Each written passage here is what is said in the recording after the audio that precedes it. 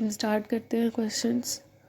जिसमें 21 binders can mend 1400 books in 15 days. जो हमारे पास इंफॉर्मेशन आई है पहले उस इंफॉर्मेशन को लिख लेते हैं, जिसमें हमारे पास 21 बाइंडर्स हैं और बुक्स जो है हमारे पास,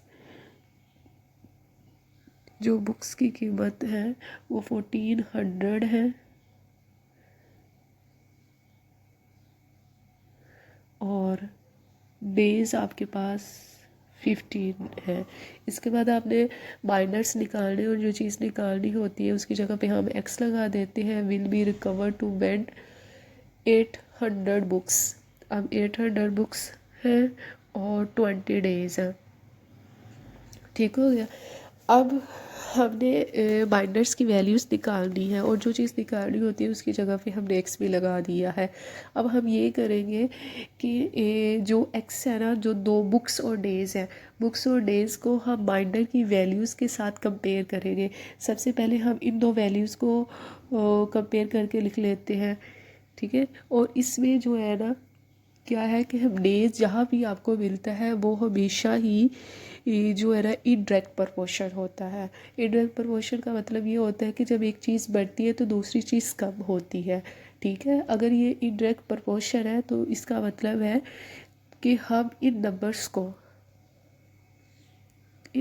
को इस तरह मल्टीप्लाई कर सकते हैं कि सामने वाले नंबर को सामने वाले नंबर के साथ मल्टीप्लाई करवा दें। ठीक है।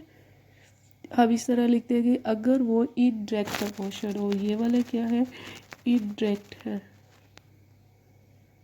ठीक है। तो इस वजह से हम सामने वाले नंबर को सामने वाले नंबर के साथ मल्टीप्लाई करवा देते हैं। ठीक है। इसमें हम जो मल्टीप्लाई करवाएंगे एक्स को 21 के साथ, क्योंकि दरमियान वाली हमें एक और वैल्यूज़ लिखनी है इसलिए दरमियान में स्पेस छोड़ देते हैं और 21 को मल्टीप्लाई करवा देते हैं 15 के साथ। ठीक हो गया। अब नेक्स्ट हम क्या करेंगे, हम इन दो वैल्यूज़ को कंपेयर करेंगे। ठीक है। अब जब बुक्स बढ़ी है तो बाइंडर्स की तादाद 21 है। जब बुक्स कम हो गए तो हमें जो उन बुक्स को बाइंड करने के लिए लोगों की ज़रूरत भी तो कम पड़ेगी। इसका मतलब ये इनके दरमियान डायरेक्ट प्रपोर्शन, और जिनके दरमियान डायरेक्ट प्रपोर्शन होते हैं उन दो चीज़ों को हम ऐसे मल्टीप्लाई करवा देते हैं। इसको इधर मल्टीप्लाई करवा देंगे और इसको इधर मल्टीप्लाई करवा देंगे। ठीक है। इसका मतलब ये है कि 21 तो हम पहले लिख चुके, जो चीज़ हम पहले लिख चुके वो उसको नहीं लिखते। अब सिर्फ हम लिखेंगे यहाँ पे 800 और यहाँ पे लिखेंगे 1400। ठीक है। अब इन एक्स वाली वैल्यूज़ को सबके साथ जो एक्स के साथ है उनको मल्टीप्लाई करते हैं, जो इक्वल की दूसरी साइड पे उनको भी मल्टीप्लाई करवा देते हैं। जब इन नंबर्स को मल्टीप्लाई करवाएंगे तो हमारे पास आते हैं 2800x इक्वल है, और जब दूसरी साइड पे मल्टीप्लाई करवाते हैं तो हमारे पास आता है 252000।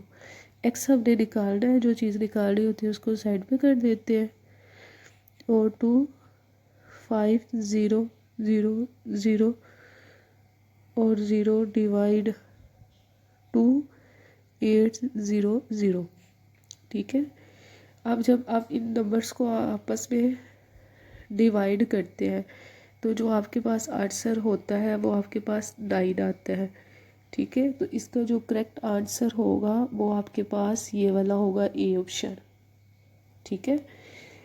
यहाँ पे जो मैंने चीज़ आपको करवाई है वो ट्रिक के थ्रू करवाई है कि दो दो चीज़ों को आपने एक्स की वैल्यूज़ के साथ कंपेयर करना होता है। जो एक दूसरे के साथ इनडायरेक्ट होते हैं आप उनको सीधा मल्टीप्लाई करवा देते हो, और जो डायरेक्ट होते हैं उनको आप क्रॉस मल्टीप्लिकेशन करवा देते हैं। तो फिर इस तरह हमने एक इक्वेशन बना दी और इसको सॉल्व कर दिया। आई होप कि आपको इस क्वेश्चन की समझ आ गई होगी। अल्लाह हाफिज़।